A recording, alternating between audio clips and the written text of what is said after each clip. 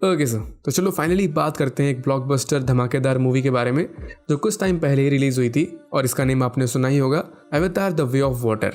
अब आप इसको एवेटार बोलो या फिर एवेटार बोलो, बात एक ही है, different pronunciation, potato potato same thing. ये सेकंड पार्ट है एवेटार 1 का जो कि 13 साल पहले रिलीज हुआ था और जिसने थिएटर्स में लिटरली आग लगा दी थी। आई मीन नॉट लिटरली, क्योंकि फिर तो सब भाग जाते, अपनी परफॉर्मेंस से आग लगा दी थी। और मुझे कुछ बताने की ज़रूरत भी नहीं उसके बारे में, क्योंकि सबको पता है कि एवेटार 1 इसका रिकॉर्ड आज तक कोई तोड़ नहीं पाया है। सबसे ज़्यादा कमाने वाली मूवी है ये और पर्सनली मेरे लिए one of my favourite movies में से भी एक है। वेल, एवेटार 1 का टाइम तो गया तो इस पर चर्चा नहीं करते हैं, अपन चलते हैं इसके सेकंड पार्ट में। स्टोरी एक्चुअली काफ़ी अच्छी है, मैं तो डिसअपॉइंट नहीं हुआ पर्सनली, हालांकि लोग हो रहे हैं क्योंकि फर्स्ट पार्ट जितनी अच्छी स्टोरी भी नहीं है इसकी, और मैं एग्री करता हूँ। लेकिन उसके अलावा सब कुछ एकदम माइंड ब्लोइंग है। इसकी लोकेशन, इसके CGI, इसके characters and everything, just everything was so pretty. सब कुछ बोल सकते हो एकदम जादुई दुनिया की जैसा लगता है। तो चलो इसी अवतार की दुनिया में चलते हैं। So let's start and you all just have to sit down, keep calm and listen to me.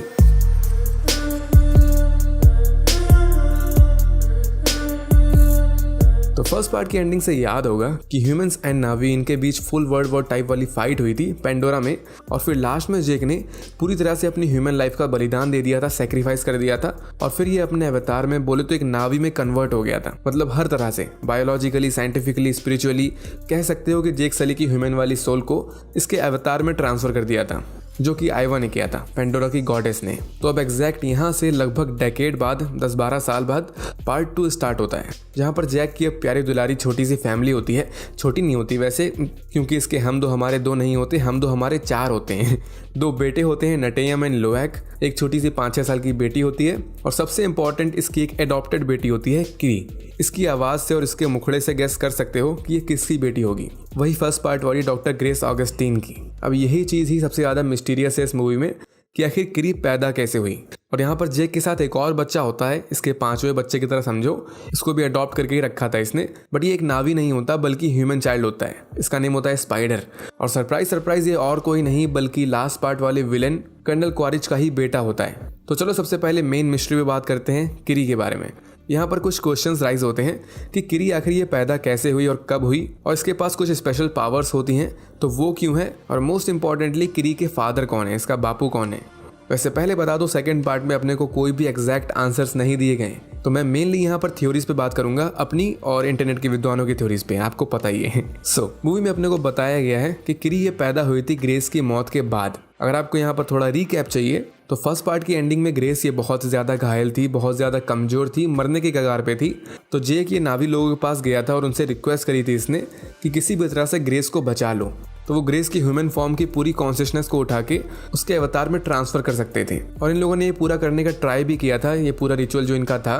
But grace की बॉडी ये बहुत ज़्यादा वीक थी उसकी चोटों की वजह से, तो इस वजह से वो प्रोसेस कंप्लीट नहीं हो पाया था और उसके पहले ही वो मर गई थी। बट उसके मरने से कुछ पल पहले ही उसने जेक को बताया था कि उसने आइवा को देखा। आइवा का फर्स्ट पार्ट में अपने को ऐसा डिस्क्रिप्शन दिया गया था कि ये गाइडिंग फोर्स होती है पेंडोरा की, जो पेंडोरा की लाइफ को संभालती है। नावी इस चीज़ पे बिलीव करते हैं कि आइवा ये हमारे इकोसिस्टम को बैलेंस रखती है, परफेक्टली बैलेंस रखती है। लेकिन अब यहाँ पर ये चीज़ अनक्लियर है कि ग्रेस का अवतार ये प्रेग्नेंट कब हुआ, और ये तो किसी को पता ही नहीं है कि किरी का फादर कौन है। तो यहीं पर आती है इस मूवी की सबसे ज़्यादा बड़ी थ्योरी, वो है कि किरी के फादर और कोई नहीं बल्कि आइवा ही है। तो अब इसके पीछे बहुत से रीजंस हैं जो अपने को मूवी में ही डिटेल्ड वे में दिखाए गए हैं। सबसे पहला कि किरी ये खुद बोलती है अपने फादर से कि ये आइवा को सुन सकती है, उसकी हार्ट बीट को सुन सकती है, और साथ में उसको फील भी कर सकती है। और जब ये उन पानी वाले इलाके में जाती है तो वहाँ की नेचुरल चीज़ों को ये अपने इशारों पर नचा रही होती है, मतलब बेसिकली उन सब चीज़ों को कंट्रोल कर रही होती है, वहाँ के फ्लोरा एंड फौना को। तो अब ये स्पेशल पावर्स अपन ने पार्ट 1 में देखी थी, पार्ट 1 की एंडिंग में, जहाँ पर अगर आपको याद होगा तो जेक लास्ट में आइवा के पास गया था रिक्वेस्ट करने के लिए पेंडोरा को और इसके लोगों को बचाने के लिए। तो इसका रिजल्ट ये निकला था कि नावी और ह्यूमंस के वॉर के बीच में सभी एनिमल्स जितने भी स्पीशीज थे वहाँ पर उस जंगल में, वो सब भी नावी के साथ आ गए थे और ह्यूमंस के अगेंस्ट फाइट करने लगे थे। वो ऐसा इसीलिए कर रहे थे क्योंकि आइवा ने उनको डायरेक्ट किया था। तो वही काइंड ऑफ चीज़ यहाँ पर किरी कर रही होती है, बोल सकते हो आइवा की 1% पावर का यूज़ कर रही होती है। तो यहाँ पर अपन इसको ऐसे समझ सकते हैं कि ग्रेस जब इसका ट्रांसफ़र किया जा रहा था इसकी ह्यूमन बॉडी से इसकी अवतार वाली बॉडी में, तो वो ट्रांसफ़र फेल हो गया था क्योंकि ग्रेस की बॉडी पूरी तरह से सही नहीं थी। तो यहाँ पर ऐसा हो सकता है कि एवा इसने ग्रेस के अंदर ही एक ग्रेस का छोटा सा क्लोन बना दिया हो, किरी, उसको प्रेग्नेंट करके। मूवी में अपने को दिखाया गया है कि ग्रेस के मरने के बाद भी वो प्रेग्नेंट फॉर्म में होती है। इसको एक लैब में रखा होता है। एक सीन में अपने को ये भी दिखाया गया था कि क्री जब ये स्पिरिट ट्री के साथ कनेक्ट करती है, स्पिरिट ट्री वैसे ही होता है जैसे पहले ट्री ऑफ सोल्स था बड़ा सा, तो अब ये पानी के अंदर वाला स्पिरिट ट्री होता है। तो यहाँ पर क्री जब कनेक्ट करती है तो तुरंत इसको सीजर आ जाते हैं। पहले अपनी माँ को देखती है दोनों फॉर्म में और ये उससे पूछती भी है कि इसका फादर कौन है, बट उसके आंसर देने से पहले ही इसको सीजर आ जाता है और ये काफ़ी ज़्यादा सीरियस माहौल में चली जाती है, बट इसकी जान बच जाती है कुछ काला जादू टाइप चीज़ें करके। यहाँ पर साइंटिफिक लैंग्वेज में ऐसा बताया गया था कि ये सीजर फ्रंटल लोब एपिलेप्सी की वजह से आया गया था, जिसको दौरा बोलते हैं। इसी की वजह से क्री के पास सिम्टम्स हैं कि उसको विजन्स आ रहे हैं और वो सोच रही है कि वो एवा को सुन रही है, बट ऐसा कुछ है नहीं। हालांकि बाकी लोग ऐसा नहीं सोचते, उनके हिसाब से क्री इसका एवा से कुछ ना कुछ लेना देना जरूर है। और एक और रीज़न है इस थ्योरी को बिलीव करने के लिए, वो है कि क्री इसकी जो वॉइस दी गई है वो किसी और ने नहीं, वो फर्स्ट पार्ट वाली डॉक्टर ग्रेस ऑगस्टीन की एक्ट्रेस नहीं दी है, जो कि अब 70 साल की हो चुकी है। तो अब ये समझो कि 70 साल की लेडी एक 14 साल की लड़की को वॉइस दे रही है, तो उसके पीछे कुछ ना कुछ लॉजिक तो जरूर घुसेड़ा होगा डायरेक्टर ने। तो ये अगेन इस थ्योरी को पॉसिबिलिटी देती है कि क्री एग्जैक्ट क्लोन है अपनी मॉम का, बोल तो ग्रेस का। Now as per story movie का प्लॉट बहुत ज़्यादा सिंपल है, जो कि ट्रेलर से भी समझ में आ गया था। जैसे कि पार्ट 1 में हुआ था कि ह्यूमंस को बेसिकली पेंडोरा पे राज करना था, कब्जा करना था, बट उसी वॉर के बीच जेक सली और कर्नल क्वारिच इनके बीच एक स्पेशल लड़ाई चालू हो गई थी। बोले तो दोनों अपनी अपनी जगह के मेन बॉस टाइप थे। ह्यूमंस में वो कर्नल था और नावी में ये तोरुक माक्तो। और जब वो एंडिंग में कर्नल मर गया था तो सबको लग भी रहा था कि चैप्टर यहाँ पर खत्म हो गया उसका, बट ना, डायरेक्टर ने कर्नल को वापस से अवतार द वे ऑफ वाटर में घुसेड़ दिया। यहाँ पर अपने को ऐसा दिखाया गया कि 21st सेंचुरी की टेक्नोलॉजी बहुत ज़्यादा एडवांस हो चुकी है, इतनी एडवांस कि ह्यूमंस की मेमोरीज उसकी कॉन्शियसनेस को कैप्चर कर सकते हैं, स्टोर करके रख सकते हैं। और इसी का यूज़ करके इन लोगों ने कर्नल को और उसके बाकी साथियों को काइंड ऑफ वापस से जिंदा कर दिया। इन लोगों ने किया बस ये कि कर्नल की मेमोरीज को जो इनके पास पहले से ही थी उसको इन लोगों ने एक न्यू अवतार में ट्रांसफर कर दिया, जिससे वो अवतार नया कर्नल बन गया। वो एक्चुअल में कर्नल नहीं है, मेन कर्नल जो रियल वाला कर्नल है वो तो मर चुका है, उस वॉर में मर गया था, उसकी डेड बॉडी भी वहां पर है। ये जो अवतार वाला कर्नल है इसके पास उसकी बॉडी तो नहीं है, बट उसकी सारी लाइफ की मेमोरीज हैं, बस उसकी मौत की मेमोरीज छोड़ के। इस पूरे प्रोसेस को इन लोगों ने एक वर्ड भी दिया है, रिकॉम्बिनेंट। तो अब अगेन जैसा फर्स्ट पार्ट में हुआ था सेकंड पार्ट में भी वैसा ही होता है कि कर्नल ये अगेन जेक सली की लाइफ के पीछे पड़ जाता है। इसको यहाँ पर दूसरा मौका मिलता है, जो कि व्यूवर्स को देखने के हिसाब से काफी बुरी चीज है, क्योंकि विलेंस को दूसरा मौका नहीं मिलना चाहिए, बट स्टोरी तो आगे बढ़ानी है ना। तो आरडीए वालों ने कर्नल को इसीलिए वापस जिंदा किया ताकि ये अपनी जॉब फिनिश कर सके। और अब जब इन लोगों के पास नावी बॉडी ही है तो अब ये जेक सली और उसकी गैंग को टक्कर दे सकते हैं। तो यहाँ पर कर्नल ये अपनी गैंग लेके जेक सली के पीछे पड़ जाता है, छुप के उसी के इलाके में जाता है, उसके बच्चों को कैद कर लेता है। यहाँ पर अच्छा फाइट सीन देखने को मिलता है, बट लास्ट में सभी बच्चे बच जाते हैं सिर्फ स्पाइडर को छोड़ के। कर्नल स्पाइडर को अपने साथ लेके निकल लेता है और फिर इस साइड जेक सली ये समझ जाता है कि स्काई पीपल वापस आ चुके हैं, बोले तो कर्नल वापस आ चुका है और वो इसका पीछा तब तक नहीं छोड़ेगा जब तक वो इसको जान से मार नहीं देता। लेकिन अब यहाँ पर बात ये थी कि जेक सली अकेला बंदा नहीं था, इसके साथ इसकी पूरी फैमिली थी और साथ में पूरी नावी जनता थी। मतलब अगर कोई भी मरा तो उसका इल्जाम सिर्फ जेक के ऊपर आने वाला है, क्योंकि इसी के पीछे वो कर्नल पड़ा है। तो दो ही रास्ते थे इसके पास, या तो लड़ाई करे या तो भागे, और ये सही वाला रास्ता ही चुनता है, भागने का। सो नाउ अब यहाँ पर बात कर लेते हैं एक न्यू क्लैन के बारे में, मटकाइना क्लैन के बारे में। बोले तो पेंडोरा की एक न्यू स्पीशीज, जैसे नावी लोग होते हैं ट्री पीपल टाइप, जो सरफेस से ज़्यादा जुड़े होते हैं अपनी धरती माता से, तो वैसे ही ये न्यू क्लैन ये वाटर से ज़्यादा जुड़े होते हैं। इनकी पूरी लाइफ पानी पे ही बिलोंग करती है। वाटर से लोग जुड़े होते हैं, फैमिलीज होती हैं, बच्चे होते हैं, अदर बींग्स होते हैं। जैसे नावीज के पास उड़ने वाले जानवर थे, वैसे यहाँ पर सब पानी वाले होते हैं। और ये मटकैना ट्राइब, इनका भी मानना वैसा ही था जैसे नावीज का था कि इनको नेचर का ट्रूली बैलेंस मेंटेन करके रखना है। जितना ये पानी से लेंगे उतना ही ये पानी को देंगे। इनके लिए सारी चीज़ें एकदम सैक्रेड होती हैं। ये भी आइवा पे बिलीव करते हैं। तो बोले तो ये बस देखने में काइंड ऑफ डिफरेंट होते हैं नावी से, बट एक्चुअल में होते उनकी तरह ही हैं। इस क्लैन के मेन दो राजा रानी होते हैं, टोनावरी और रोनाल। इनका काम होता है अपनी प्रजा को फैसिलिटीज़ प्रोवाइड करना और मेनली इनको प्रोटेक्ट करना। तो अब जेक और इसकी फैमिली जिन्होंने अपने घर बार छोड़ दिया था, तो अब वो वहां से भाग के आए थे इनके पास ताकि यहाँ पर ये छुप के रह सके। पर पहले तो ये पानीवासी इनको यहाँ पर रहने से मना करते हैं क्योंकि ये अलग होते हैं, बट फिर जेक की रेपुटेशन की वजह से ये लोग राजी हो जाते हैं। क्योंकि यार देखो, लड़ाई अपनी जगह है लेकिन मूवी को भी आगे बढ़ाना है सॉरी। लेकिन अब यहाँ पर एकदम न्यू कैरेक्टर या फिर न्यू स्पीशीज या फिर न्यू पोकेमॉन, जो भी बोलना चाहो, उनकी एंट्री होती है, जिनको बोलते हैं टुलकुन्स। अब ये बहुत ज़्यादा मिस्टीरियस एंड बहुत ज़्यादा इंपॉर्टेंट स्पीशीज़ है मूवी के लिए, क्योंकि ये पानी वाले लोग इनको अपना सोल सिबलिंग्स बोलते हैं। मतलब अपने भाई और बहन की तरह देखते हैं इनको। ये व्हेल्स की तरह दिखते हैं और काफ़ी ज़्यादा डेंजरस भी लगते हैं, बट होते नहीं हैं। ये लिटरली किसी को हार्म नहीं करते। यहाँ तक कि अगर चाहें तो भी कर नहीं सकते क्योंकि इनकी कुछ हिस्ट्री होती है। टोनावरी अपने को बताता है कि पहले टाइम में, कितने पहले ये नहीं पता, बट किसी टाइम में टुलकुन्स ये बहुत ज़्यादा वॉयलेंट स्पीशीज थे। मतलब मार धाड़, खून खराबा, ये सब ये करते रहते थे, कॉन्स्टेंटली फाइट करते थे। लेकिन फिर चीज़ें चेंज हुई टाइम के साथ। इनको रियलाइज़ हुआ कि वॉयलेंस किसी भी केस में जस्टिफाइड नहीं होता। इनकी ऐसी फिलॉसफी थी कि जितना भी वॉयलेंस करोगे उससे उतनी ही ज़्यादा वॉयलेंस बढ़ेगा। तो इसी वजह से टुलकुन्स ने ये फैसला कर लिया था, ये लड़ाई नहीं करेंगे, बोले तो वॉयलेंस का यूज़ नहीं करेंगे। इसको ये लोग बोलते थे द टुलकुन वे। इसी वजह से ये इतने ज़्यादा शांत होते हैं और इतने प्यारे लगते हैं, बट होते नहीं हैं। ये अपने को आगे पता चलता है कि टुलकुन्स ये इंसानों से ज़्यादा होशियार होते हैं और बहुत ही ज़्यादा इंटेलिजेंट होते हैं। ये लैंग्वेजेस, मैथमेटिक्स और भी बहुत सी टफ चीज़ें आसानी से समझ जाते हैं। इसी वजह से टुलकुन्स को ये पानी वाले बींग्स सेक्रेड मानते हैं। लेकिन अब यहाँ से ही मूवी का थर्ड फेज स्टार्ट होता है, जो कि काफ़ी ज़्यादा हार्ट ब्रेकिंग होता है उनके लिए जो ज़्यादा इमोशनल होते हैं, मेरे टाइप ऑफ बंदे। होता यहाँ पर ये है कि ये जो यहाँ पर स्वीट से क्यूट से प्राणी होते हैं, तो अब ह्यूमंस इन्हीं को ही कैप्चर कर रहे होते हैं, इन्हीं को ही किडनैप कर रहे होते हैं, बोल सकते हो। आरडी के अंदर पूरी एक अलग से टीम बनाई गई होती है जिसमें कुछ साइंटिस्ट होते हैं और कुछ बेसिकली मछली पकड़ने वाले होते हैं। तो वो लोग शिकार करते हैं टुलकुन्स का, और वो भी काफ़ी बेरहमी से करते हैं क्योंकि ऑब्वियसली बहुत बड़े होते हैं, व्हील्स की तरह होते हैं। तो इसका शिकार करने के लिए बहुत सारे लोग और बहुत सारी चीज़ें लगती हैं। हालांकि ये लास्ट में हमेशा पकड़ लिए जाते हैं, एक्चुअली में मार दिए जाते हैं, क्योंकि जैसे बताया मैंने, इनका रूल होता है कि ये कभी भी किसी को हार्म नहीं करेंगे, चाहे इनकी खुद की जान पे आज क्यों ना आ जाए।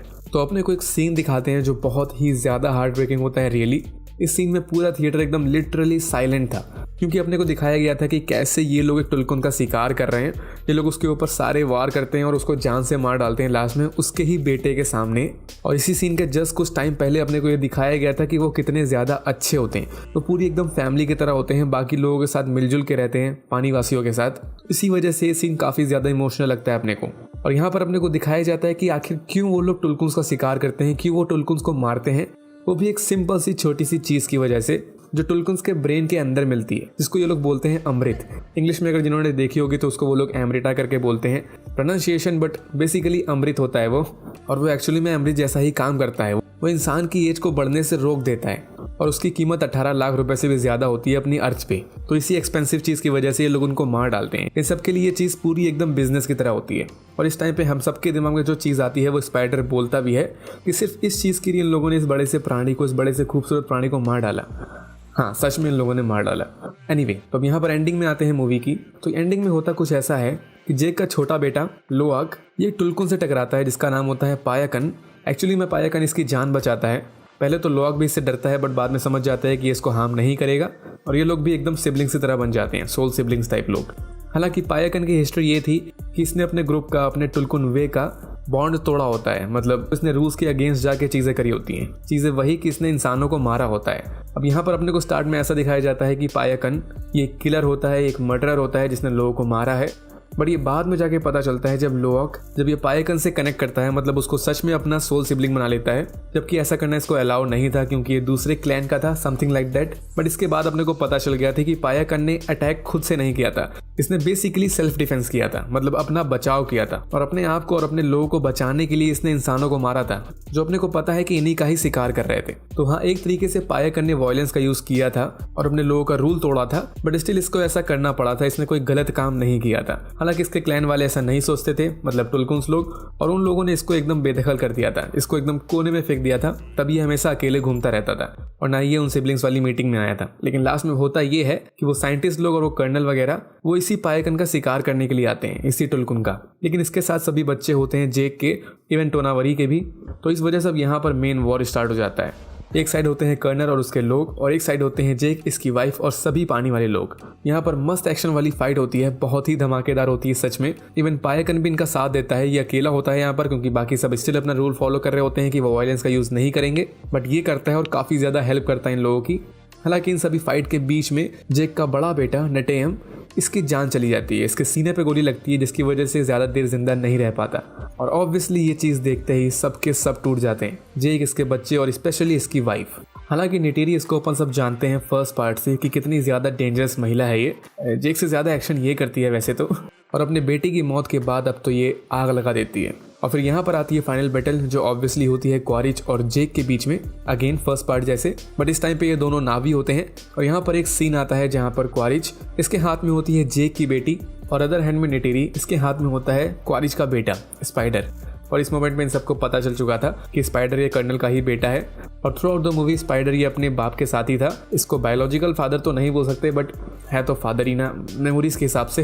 तो इनके बीच थोड़ी बहुत बॉन्डिंग बन चुकी थी, बट स्टिल अपन ने इस पॉइंट पे ऐसा एक्सपेक्ट तो नहीं किया था कि कर्नल ये अपने बेटे, बोले तो स्पाइडर, इसकी वजह से अपने हाथ खड़े कर देगा।